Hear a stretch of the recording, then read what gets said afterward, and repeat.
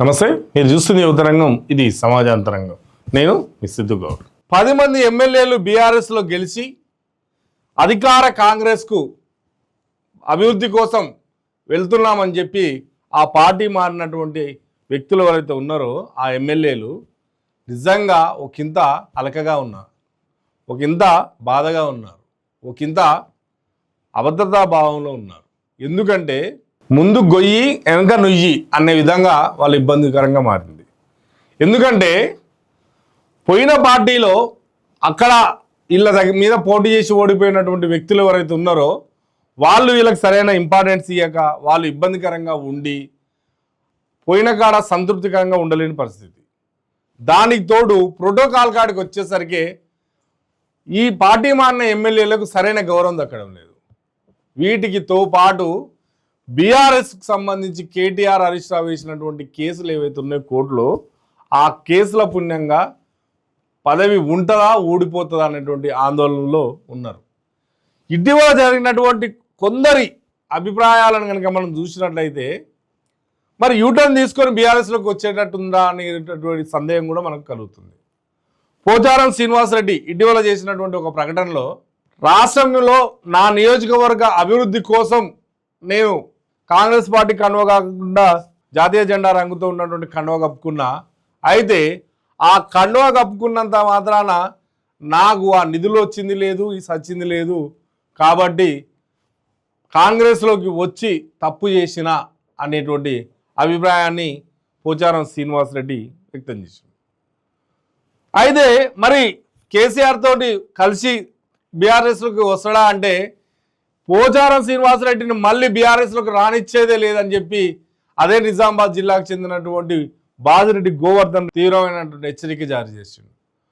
కేసీఆర్ పోచారం శ్రీనివాసరెడ్డికి మంత్రి పదవి, స్పీకర్ పదవి ఇలా అన్నీ ఇచ్చి ఎంతో గౌరవిస్తే ఆ గౌరవానికి విశ్వాసంగా ఉండకుండా అధికారం మారడంతో ఖచ్చితంగా అధికారం అనేటువంటి ధ్యాసతోనే ఉండి కాంగ్రెస్లోకి వెళ్ళిండు అని చెప్పి బాజిరెడ్డి గోవర్ధన్ ఒక విమర్శ చేస్తుంది.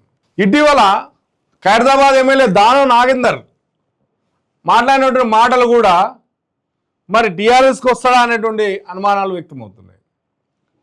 కేసీఆర్ చాలా తెలియకల్లోడు. కేసీఆర్ ఒక వ్యూహం పండిండంటే ఆ వ్యూహాన్ని విజయవంతంగా ముగించేదాకా నిద్రపోడు. కేటీఆర్ కూడా చాలా తెలియకల్లోడు అని చెప్పి సోషల్ మీడియాలో ఒక వీడియో వైరల్ అయింది ఈ మధ్య. యాక్చువల్లీ బీఆర్ఎస్లో గెలిచి అధికారం పార్టీ మారినప్పుడు కాంగ్రెస్లోకి పోయి ఆ కాంగ్రెస్ పార్టీలో ఉంటూ ఇదే బీఆర్ఎస్ నాయకులను కూడా అసెంబ్లీలో తీవ్ర పదజాలంతో హెచ్చరించినటువంటి దానం నాగేందర్ కాంగ్రెస్లో మళ్ళీ పార్టీలో చేరలేదంటూ చేరుతున్నట్టు జనాలను కన్ఫ్యూజ్ చేస్తూ సికింద్రాబాద్ ఎంపీగా కూడా పోటీ చేసిండు కాంగ్రెస్ బీఫారం పైన. మరి ఈ నేపథ్యంలో కోర్టు తీర్పు ఎలా వస్తుందని చెప్పి ఆందోళనలతోటి మళ్ళీ బీఆర్ఎస్లోకి రావడం కోసమే కేసీఆర్ కేటీఆర్ను పోడుతున్నా అనేటువంటి ఆరోపణలు కూడా వినిపిస్తున్నాయి. అదేవిధంగా కడియం శ్రీహరిని కూడా చూసినట్లయితే అక్కడ గెలిచినటువంటి పార్టీ బీఆర్ఎస్ ఆయన, కానీ వచ్చింది కాంగ్రెస్లోకి వచ్చిండు. రేవంత్ రెడ్డితో ఉన్నటువంటి పరిచయం, రేవంత్ రెడ్డితో ఉన్నటువంటి సాన్నిహిత్యంతో నియోజకవర్గాన్ని అభివృద్ధి చేయడం కోసమే నేను ఇక్కడికి వచ్చిన స్టేషన్ గన్పూర్ను పూర్తిగా అభివృద్ధి చేసుకుంటా అని చెప్పి కాంగ్రెస్కి వచ్చినా అని చెప్పి చెప్తున్నాడు. మరి వీళ్ళందరూ కూడా కాంగ్రెస్లో ఉంటారా? కాంగ్రెస్లో అక్కడ ఉన్న నాయకులతోటి వాళ్ళకు మంచి సంబంధాలే ఉన్నాయా? నిజానికి కడియం శ్రీహరికి, కొండ సురేఖకు వరంగల్ జిల్లాలో పడతలేవు.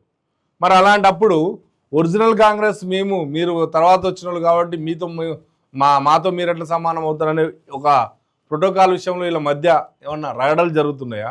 ఈ నేపథ్యంలో చూస్తే నిజంగా బీఆర్ఎస్ నుంచి కాంగ్రెస్లోకి వెళ్ళినటువంటి 10 మంది ఎమ్మెల్యేల పరిస్థితి అగమ్య గోచరికంగానే ఉంది.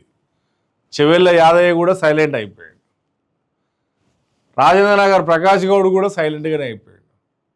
అదేవిధంగా గద్వాల నుంచి కృష్ణమోహన్ రెడ్డి కూడా సైలెంట్గానే అయిపోయాడు. అసలు వీళ్ళ ఉనికి కూడా ఎక్కడ కనిపించడం లేదు. మరి ఈ నేపథ్యంలో వాళ్ళు బీఆర్ఎస్లో ఉన్నట్ట, కాంగ్రెస్లో ఉన్నట్ట? ఒకవేళ కాంగ్రెస్లోనే ఉంటే మరి బీఆర్ఎస్ గురించి ఏం ఆలోచిస్తారు? మరి ఒకవేళ బీఆర్ఎస్లోకి రావాలని యూటర్న్ తీసుకుంటే కాంగ్రెస్కు వాళ్ళ దూరం పెరిగేదా? ఈ అన్నిటికీ కోర్టు తీర్పన్న సమాధానం చెప్తుంది, లేదంటే కాలమే సమాధానం చెప్తుంది. ఈ పార్టీ మారినటువంటి ఎమ్మెల్యేలందరూ కూడా ప్రజలే తగిన రీతిలో తగిన విధంగా స్పందిస్తారని చెప్పి కూడా మనం ఒక భావన వ్యక్తం చేయడం జరుగుతుంది. ఈరోజు నమస్తే.